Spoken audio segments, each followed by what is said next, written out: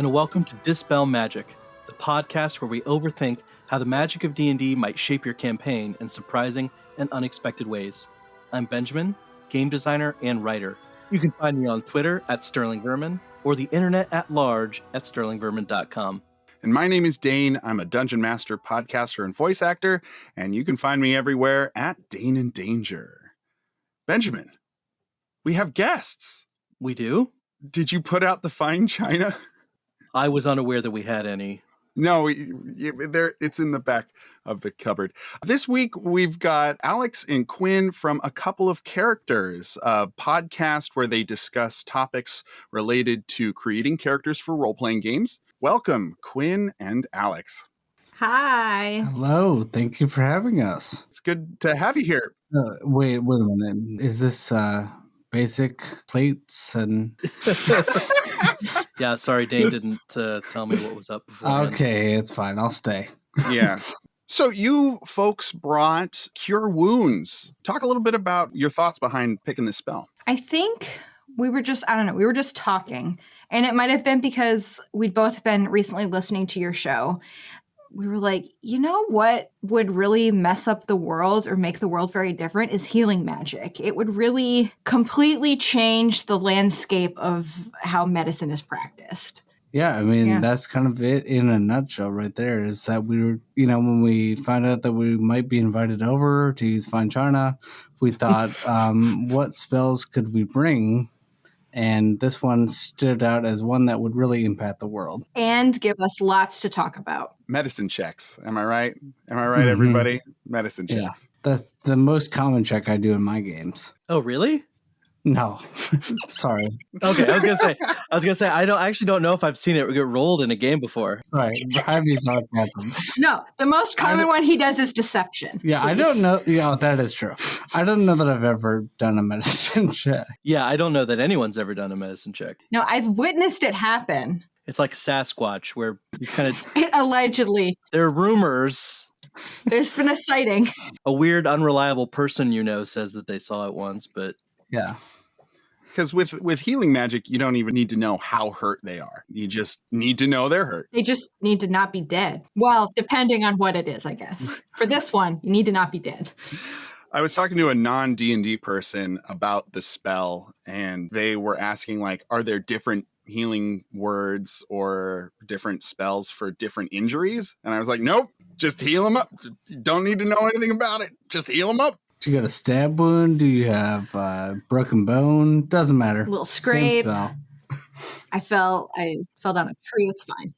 It reminds me of when my grandpa was really into neti pot, and any malady, he's like, you should neti pot about that. It's giving me the Windex. Right? From Big Fat Greek Wedding. Yep. Just spray some Cure Wounds on there. Yeah. I don't know if you guys know this about folk medicine type things and snake oil salesmen and the history of medicine, but a lot of times when things are it cures cancer and tuberculosis and that common disease, tuberculosis. Yeah. Whenever there's something like that, it's usually that means it doesn't actually do anything, but in this case it does. Yeah, no, that's a really funny point. Let's get into the details.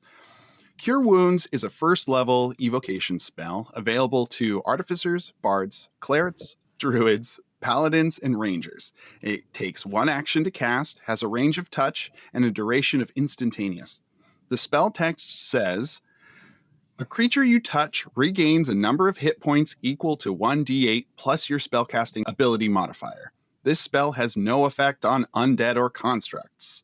At higher levels, when you cast the spell using a spell slot of second level or higher, the healing increases by 1d8 for each slot level above first. Mm-hmm. Nice and simple. And everyone can do it. Name a spellcaster. Yeah, well, a lot of them. Yeah, there's 3 wizards. It's the sorcerer, wizard, warlock. 3 of the 9 can't cast it. And I'm sure there are subclasses for them that can. Oh, yeah. Yeah, I mean, there's the Celestial Warlock that gets it. And the Divine Soul. Divine Soul Sorcerer. Yeah, there's a Divine Soul Sorcerer. So I think Wizard might be the only one that currently can't get the spell. Yeah. Unless you use our cool homebrew thing that you made. Yeah, I don't know. Did we do an episode about that yet? We did. Oh, okay. We definitely Yeah. did it. School of Medicine, ironically named. Oh, fun. Mm. I mean, expected use is heal your party, right? Yeah, Mhm. it's. Yeah. I Stay think alive. mostly in a fight. It's primarily to keep people up in a fight or to get people back up in a fight, because otherwise you can short rest, which is just as simple. So it's really just like when you need an immediate fix for something. I mean, it's just odd that Prayer of Healing is 10 minutes casting time, which is, kind of in the same vein of these. Mhm. But that one, with the 10-minute casting time, it's like, well, if you have 10 minutes, you probably have an hour. Right. Yeah. This is In true. D&D terms, you got 10 minutes. I have a question. Is there a thing in the DMG or Player's Handbook, whatever, that specifically limits how many short rests you can take in a day? Or is it just the amount of time? There's no limits to the number of short rests you can take in a day. It is one long rest per 24 hours. Mm-hmm. But there's no limit to the number of short rests you can do. But eventually you'll run out of hit dice, so short rests won't do a lot in terms of regaining hit points after a certain amount of time. Right. It'll just be if you happen to be a class that has other things that you get. It gets a little fuzzy there, because if you had a warlock who could heal, and since they regain their spell slots on a short rest, they just kind of indefinitely could restore people to full on short rest alone. I'm actually playing in our home game a Celestial Patron Warlock. And yeah, like if we're about to take a short rest, you're just like, oh yeah, let me just blow these cure wounds out some people and like get them healed up. Use less You need hit heal. dice. You need a heal. Yep. Everyone line You up. didn't get punched. Go away. Yeah, the problem is, and by everyone, if you mean 2 people, because I have 2 spell slots. That is the problem. That is the Warlock. problem. One thing that it occurs to me looking at this spell is just like Benjamin detailed, it's pretty purely mechanical. Like it doesn't really, if healing happens that quickly in game, then like the whole natural world of Dungeons and Dragons is imbued with its natural healing abilities that you can take an hour and regain, your cuts heal up and things like that. So if healing is already fast tracked, then these spells are literally for mechanics to keep battles going. And the reverberations on the actual world aren't ever considered for that, because there should be no sickness. There should be no maladies. Yeah, I guess it probably stems from the fact that this is based off of their love of war games. And their whole thing was, I want a fantasy war game where I keep fighting. I just want to keep fighting. I guess that's why it's here. When I was planning for this episode, I looked it up in the Player's Handbook to find out how specific it was about what hit points were, because obviously that flavors the fiction of what's going on with the spell. And all it says is it's a measure of your toughness. So I've seen plenty of online conversations where people will argue hit points aren't actually damage being done to your body. It's like your luck running out before you suffer a serious injury or whatever else. And I think less literal. But this spell kind of puts lie to that idea. Yeah. Nobody's like, I feel less lucky than I was earlier. Can you cure me? I'm going to give a kind of an example. I've had this similar conversation with some friends, and I kind of thought of it as like your hit points are kind of like your stamina in battle. It's like you're still getting hit, but maybe you're getting like some bruises. That would be like some hit points lost, or like you twist your ankle a little bit. That's a little more, or some cuts, but like not. Or you break an arm. Injury. That's going to be a more serious injury. Yeah, maybe like a crit would actually be like, oh, I got actually stabbed, or I broke an arm or something. And then that gives you a little more leeway, because my main problem with hit points is, oh, I got stabbed. I take a long rest. I'm fine. Stabs, That's stabs not really done. how stabs work. No.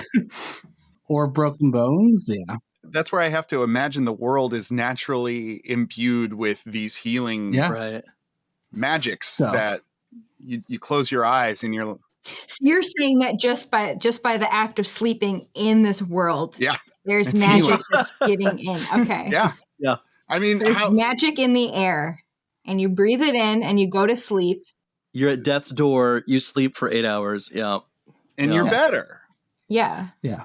Which is the way I had to wrap my head around it, because I like to narrate my games with some pretty brutal stuff. Because if everyone's like, "Ooh, my knee! Ooh, I got a click in my knee now," I'm less able I don't to know. do. You could be like me and just like, oh, whoops! I accidentally bumped my arm on a doorknob, and oh, look, that's a nasty bruise.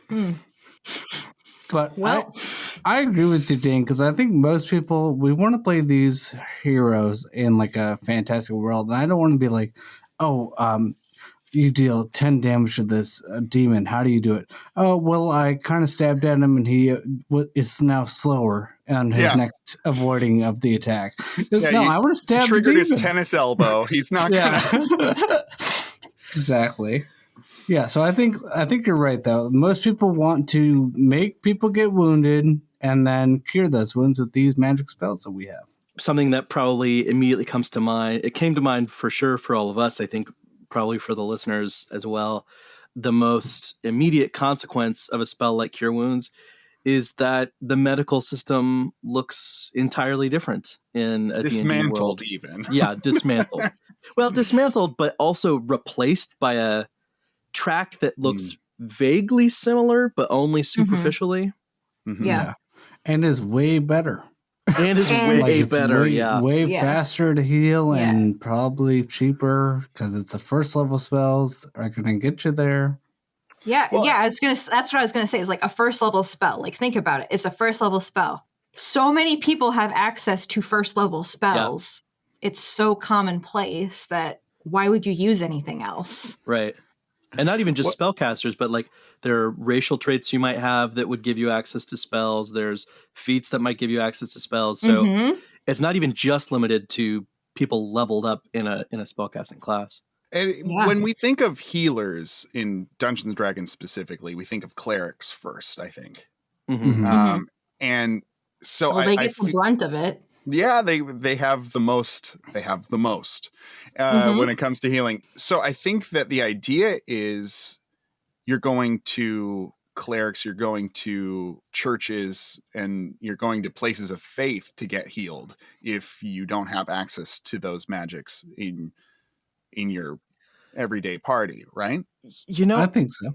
I hadn't thought about that angle, but that brings up like a weird idea of like, do you have your deity worship card to prove that you worship the deity of this temple, so we'll cure you? Like, we're not going to cure you if you don't pray to our God. If you don't believe in our business. So I'm going to say probably there are some places like that, because I'm going to say, like, look at like real world religion. We'll help you out, but you got to help us out. You got to prescribe. You got to like, comment, and subscribe to a lot of healing was done. That's where people like would study and things like that and take copious notes on like what kinds of plants and things. Like, think about like monks and nuns, like doing all those kinds of things. So I guess it makes sense. Yeah. Also, I was going to mention, I feel like we also need to mention the elephant in the room of lesser restoration. Yeah. Because right now we're not actually curing any diseases or prolonged illnesses. We're just curing wounds. Whatever restoring hit points means, though, right? Like, if I have cancer and I'm feeling ill, can you cure wounds me and then I feel better? It's unclear. Yeah. Yes. Yeah, that's a great point. And no.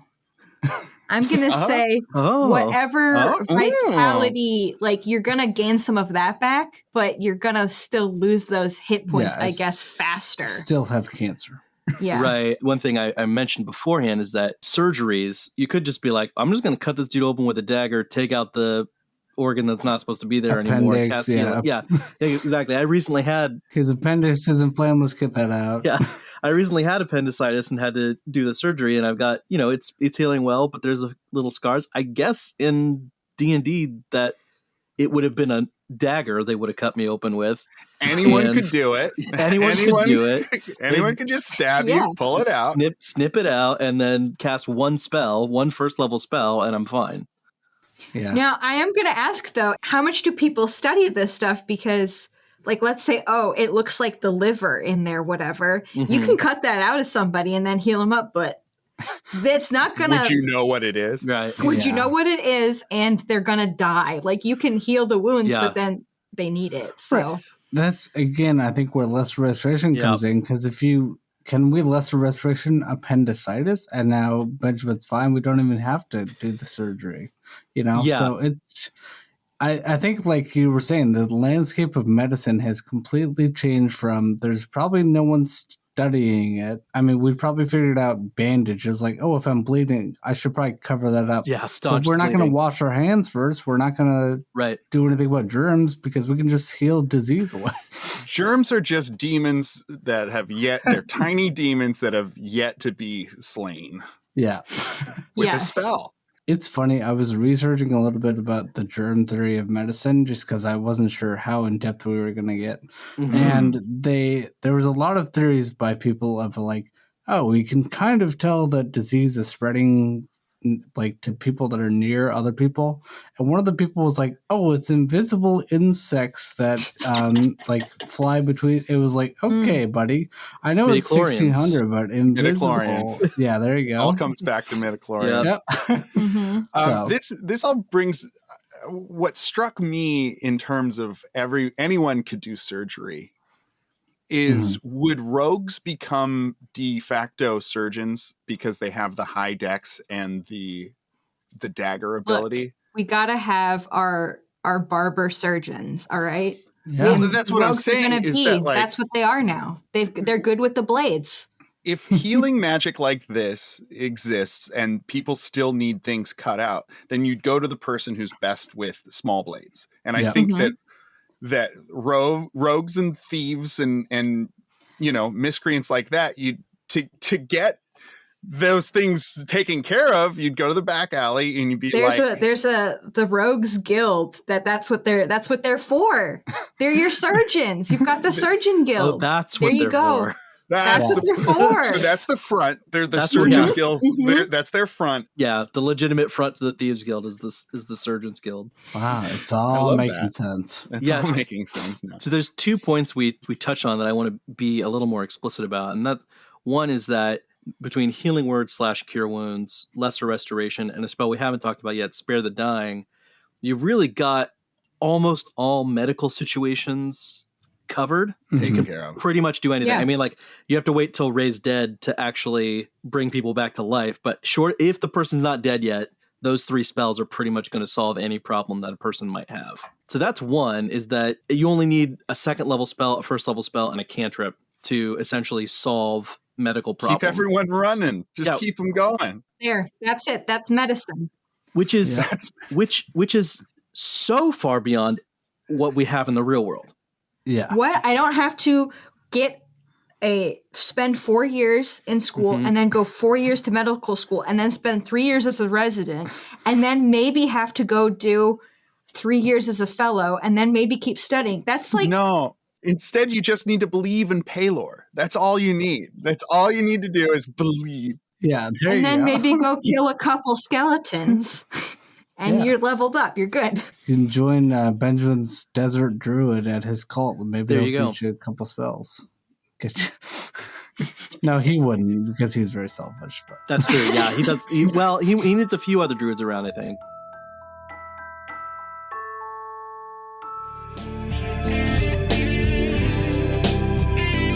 This season on St. Paylor's Place, can love heal?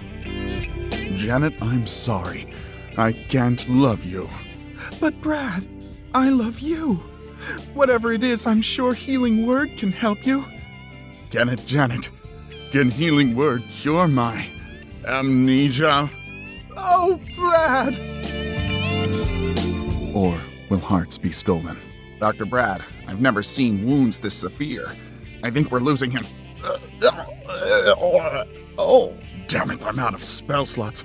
I need more spell slots in here, stat! Janet, let's hope to Paylor this works. Hey, I'm fine. That was amazing, Janet.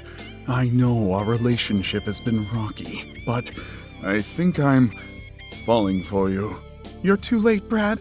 I'm already in love with your twin brother. No! Who will have the last word on this season of St. Paylor's Place?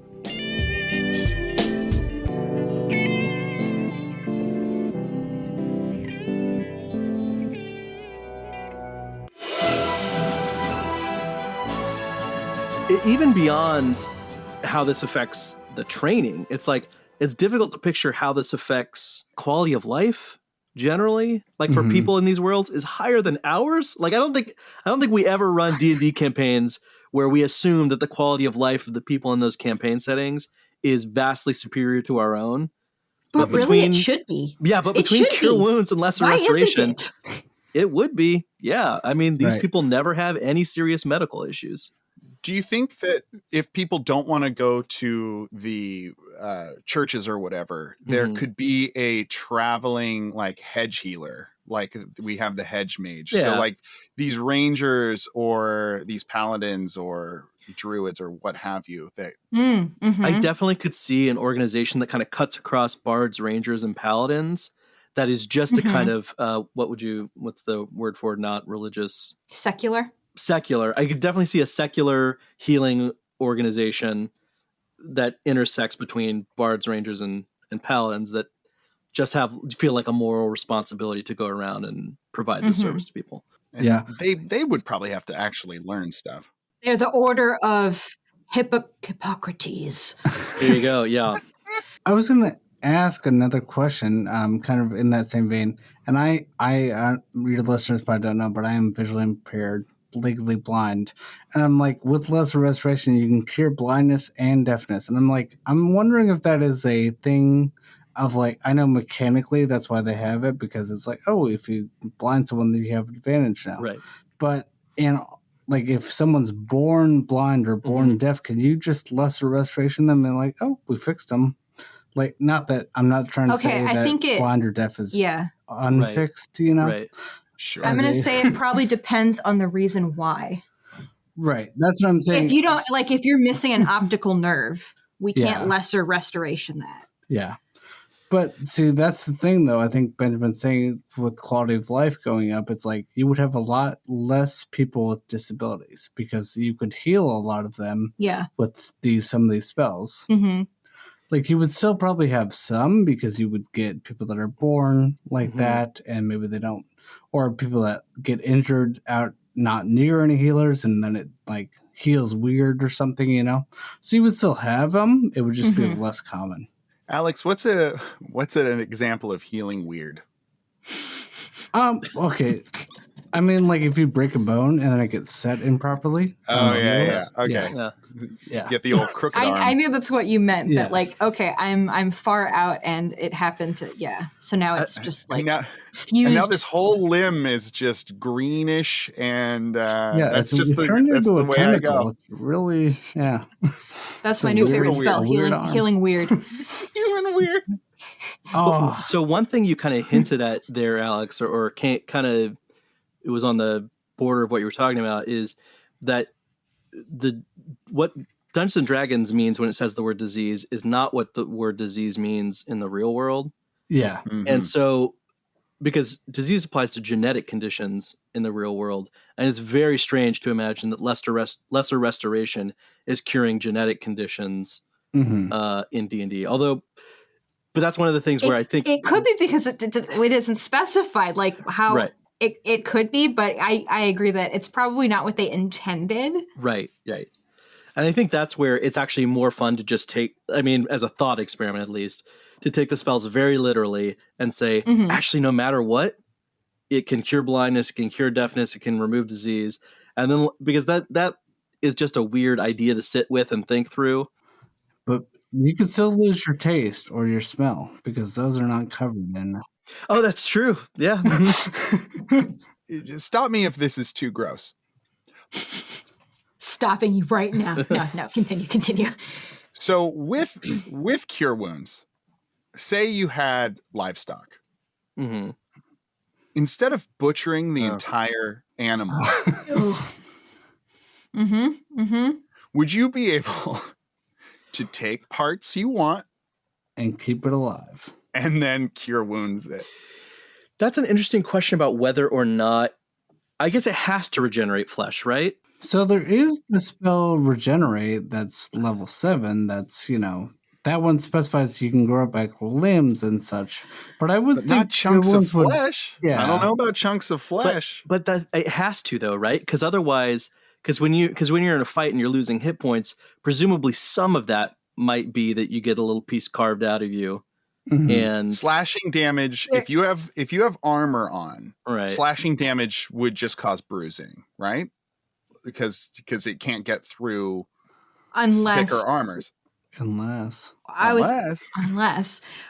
it, like, I guess if it gets around your armor, then it would. So it depends on how much armor you're wearing and I think dudes have a full plate though. Like if you're full, if you got full plate, then yes, it's just going to end up bruised. being a long bruise.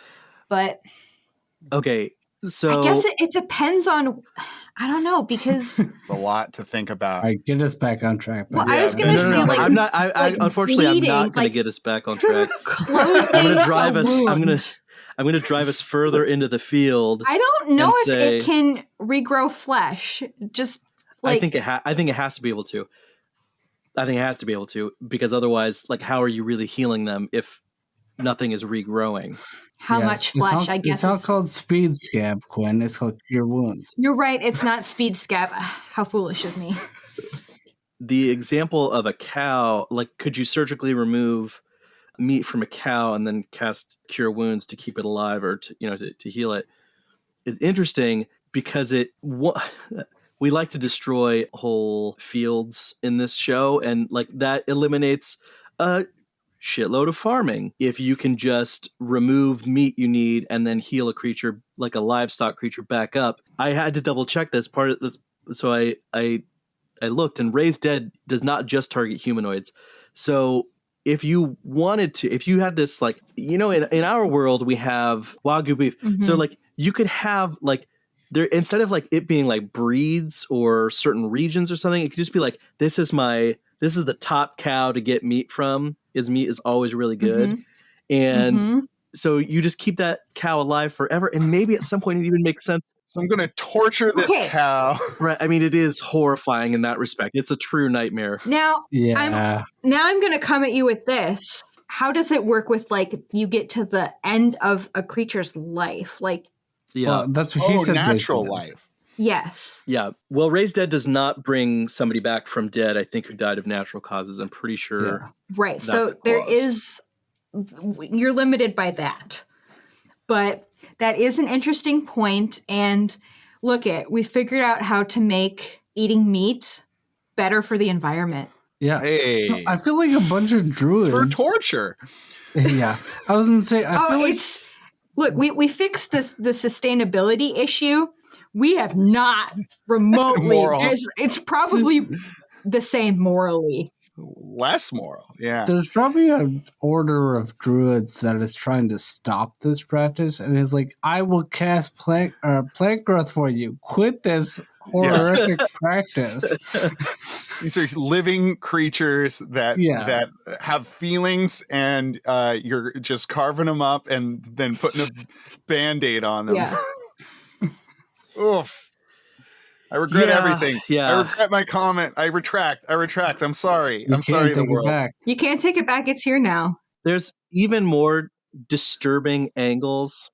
There's even more disturbing angles running through my mind right now that I don't want to get into. So let's pivot back, because there's another branch of this conversation that we've hinted at but haven't really done a deep dive on, and that's that with medical issues being so easily resolved through the use of basically 3 spells, there's no reason for there to ever be a science around healing to ever be developed. Yeah, which is what I was kind of hinting at with this, like, theory of germs. Like, no one would learn to wash their hands. They would just eat, because if it's a little got moldy, sick, I'm just going to go over there to the... I'm gonna challenge that, actually. I'm gonna challenge that in terms of being in the wilderness away from any of these medical organizations. Mm-hmm. So if you Rangers are and Druids, though, can they learn all 3? Yeah. I don't know if they get spare the dying, but they definitely maybe get not spare the dying. Yeah, but cure wounds. Disease is not a problem for anybody. Fair enough. You don't need spare the dying for that. Just take your medicine check. Yeah. We found a use for it. When you're a druid out in the wilderness by yourself. Well, my impression of how Rangers operate is that they're mostly solo. right? And they're scouting and they're getting into situations where they have to get themselves out. And depending on the situation, I don't know if you can use those spells in every single situation. I don't know if you can use those spells enough. Well, you definitely can't spare the dying yourself. Right. So I think that there is the possibility of these secular groups developing some sort of medical practice so that they can survive better. I don't think so, though, because a secular group can have bards, rangers, paladins, those celestial warlocks, whatever the celestial. Right. So you're saying that these folks would probably go out in pairs to just double up on being able to cover what needs to be done? Because if you're by yourself, there probably would be some people out that are secluded that do these, like, develop these kinds of things because they happen to not have access to it. But then again, if you're going to be out by yourself like this, everyone would probably just be like, well, just get your 1 level in cleric or 1 level in druid and just, get your cure wounds ready. Just believe a little bit. Well, yeah, just believe in Paler a little bit. Just a little bit. A little bit. Or enough. That's why I said or druid, because that's a more natural. Right. Believe in nature a little bit. Just or believe. Bard, just learn this instrument. There would be some, but people wouldn't believe them or be like, well, why would you do it that way? Like, look, this way always works. Your way works sometimes. Yeah. You're right. That becomes like kind of superstition. Like, oh, okay, sure, wash your hands, buddy. That makes sense. Yes. Yeah, sure. Yes. Look at this. Get a load of this weirdo at the crick. Oh, boy. Germs. Yeah. All right. Yeah. Sure. Yeah. So it would be like that. Exactly how germ theory started here. Like I said, invisible insects. Sure. Yeah. Flying through buddy, sure. And then an apocalypse comes and all of the magic disappears and everyone is screwed because no one knows how to bandage anybody. Yeah. You're saying you want me to strap a stick to my leg? It hurts real bad. I'm not doing that. I'm not tying a stick to my leg. Where's Paylor? Come on. He's abandoned you. I think the to get back to that counterpoint, Dane, is that even if there were a few pockets of people who were looking for non-magical ways to heal, it would never coalesce into an institution. No, because there's such and without an institution to kind of carry that knowledge into the future, everybody's just discovering the same kind of very basic concepts over and over again instead of it being a kind of tradition. And because they have to be doing that, they aren't able to progress further because they're focused on. And even if they did, people would just be like, well, why would you do it that way? Like, why would you treat something? Yeah, we can do this. And it's like, yeah, Bob's 10 and he can do that too. That was a first level spell. Yeah, there was a guy, I think this was in the 1800s, maybe 1700s, in which a lot of medical students were doing autopsies and then helping deliver babies. And a lot of babies were not making it, whereas the midwives that were doing like the same number of deliveries were having more success. And he's like, hey, what if we washed our hands after the autopsy before we help? And then like the number of deaths decreased drastically. And so then he presented his research of like, hey, look at this cool thing I figured out. And the medical community was like, nah, dude. That's nothing. It only took us a couple hundred more years to establish that. Yeah, so babies aren't worth washing our hands for. Yeah. I'm not going to take an extra 20 seconds to wash my hands. Are you kidding me? It's all the same stuff. The dead people've got this gross stuff, and the babies have this gross stuff. It's all the same stuff. Yeah. Yeah, I don't know why. Anyway. It's interesting that you brought that up, though, Alex, because I don't know why, but I had recently learned about that myself about that exact same situation. Yeah. And it's totally relevant here because if you delivered a baby and like things were not going well, just like, well, just lesser restoration it then. Get it out of here. Yeah. Well, and if we're not researching medical things, what does that do to childbirth? I was going to say C-sections, right? Because you just cut it open. Get the baby out. Jeez. Heal it Everything's up. a C-section Alex, now? Actually? cut it open. Well, yes. I don't know what the abdomen, I suppose. Okay. You're referring Of to the the part of the person. body and not the Yeah. person. Yeah, not you weren't that. referring to Sorry. the gestating person. Sorry, that made it sound bad, but No, I take my opportunity to strike at somebody who misspeaks at any chance I get. So Oh well, you should come on our show, Benjamin. It'll be rife with chances. Misspoken. Then what am I supposed to do? Good point. So well, But yeah, I think because a you- C-section would heal so quick. Yeah. but so would normal birth. Like you could just have somebody sitting there cure woundsing during normal birth. Now, the entire Benjamin, I time, know too. you are. I think you identify as male and probably don't have the capability to give birth. Right, But I think if right. you're a woman and the options were push this thing out of my vagina or have a C-section, I think they're going to choose a C-section that heals immediately. I think Right. they're going to choose the latter. way less to do. You know, I don't know. I don't know because is it less scary the idea of somebody jamming a knife and cutting you? Because like in both cases, I think in D&D we're talking about that there's not as good of painkillers. But we're coming from the thing that we know that it's established that we're going to be able to fix it, and we'll be able to fix it Yeah. with magic. Yeah. Well, and the Surgeons Guild is right there. And Yeah. you might be light a couple 100 gold afterward, but Like, we could do this really quick, or we can wait for maybe 20 hours or more Well, yeah, there is that before part you of even get to childbirth, that yeah. point. Yeah. I didn't Yeah. really, this was not in my notes, by the way. This is just, we got there naturally. well, that's what I'm here for. I'm the riff. I associate, ADD would lesser restoration cure my ADD. I hope not. It's a part of myself. That goes back. Brings up the interesting idea of disease again, because also mental health conditions can be phrased or can Right. have occasionally been framed as diseases. And so then, if I feel real sad all the time, can somebody lesser restoration my depression away?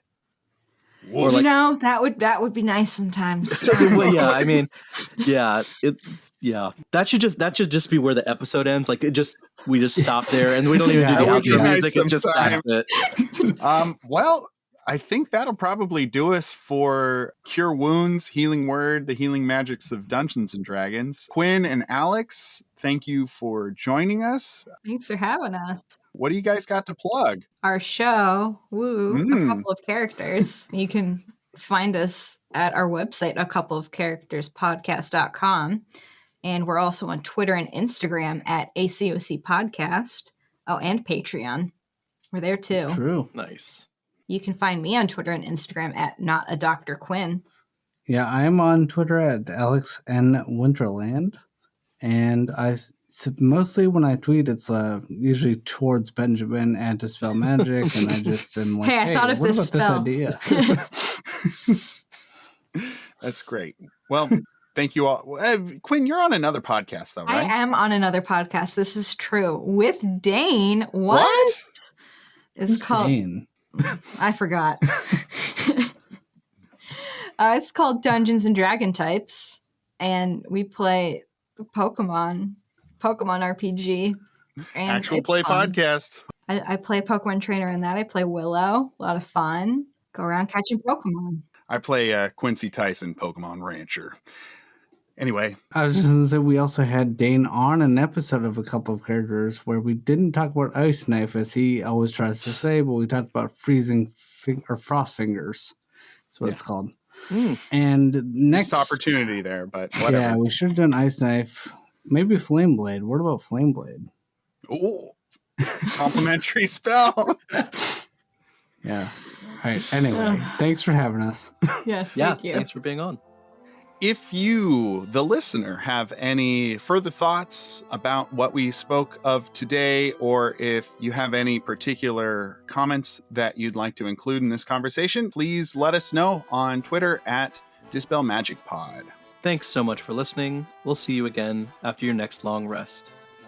And keep on rolling.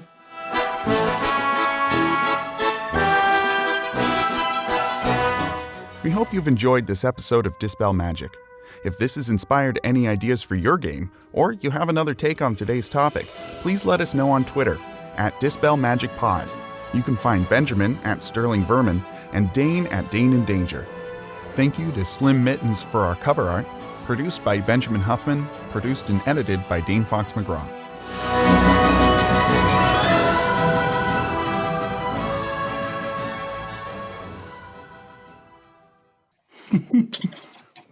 Nice. Well, Quinn Nice job. stole That's my their line. sign That's off. what I say. I That's know. what I say.